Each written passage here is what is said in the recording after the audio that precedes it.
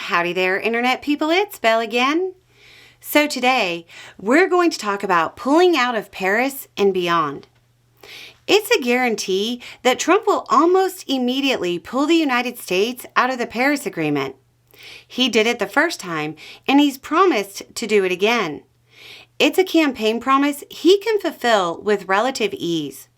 He can sign to leave the agreement day one and be withdrawn about a year later. What is the Paris Agreement? An international treaty about the climate. When you hear people talk about 1.5 or 2 degrees above pre-industrial temperatures, they're referencing the Paris Agreement.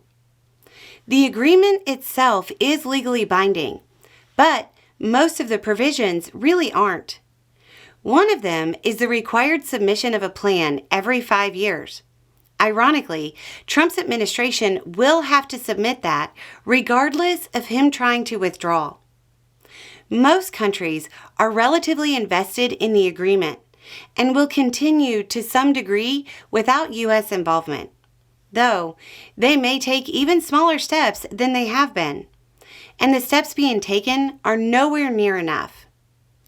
Another concern is that Trump's team has signaled their interest in also withdrawing from the United Nations Framework Convention on Climate Change. The U.S. entered into that back in the early 90s, and it's kind of the founding document for international climate mitigation. That was approved by the Senate, so it'll be harder for him to withdraw, but it isn't out of the realm of possibility. It would also be much harder for the U.S. to get back in after Trump because it will have to go back through the Senate. It won't just be the next president signing to join. Even with the anticipated withdrawal, most private companies that have a stake in the agreement's implementation will more or less to some degree stay the course. Regardless of political rhetoric about climate not being a big deal, they know it is. Companies won't stay the course out of some concern for the environment. As with all major companies, they're cold, unfeeling, profit-driven machines. But profits are going to be impacted by the climate as well. Remember, the current course isn't enough to hit the target, so close to the current course definitely isn't. With countries not really meeting the goals anyway, how important is it that the U.S. stay in the agreement? There are two concerns with the U.S. leaving that aren't going to get a lot of coverage. The first is a foreign policy one. With the U.S. gone, there will be a leadership vacuum. That vacuum will most likely be filled by China. China's already beating the United States when it comes to cleaner energy. They'll likely use their newfound influence to direct countries to purchasing their clean energy infrastructure products.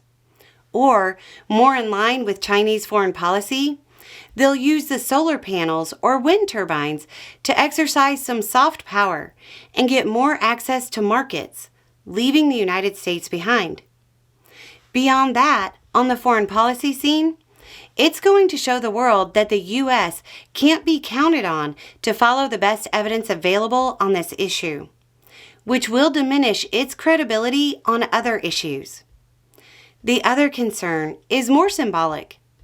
The U.S. leaving demonstrates to U.S. citizens that the federal government believes the climate isn't an issue. That will have an impact on how people view it.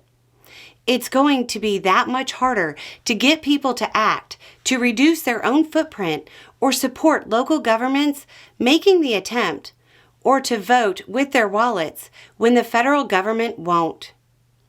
Really, this is one of those things where the tangible direct results of the withdrawal won't be seen much, but the downstream effects are huge and won't be noticed right away.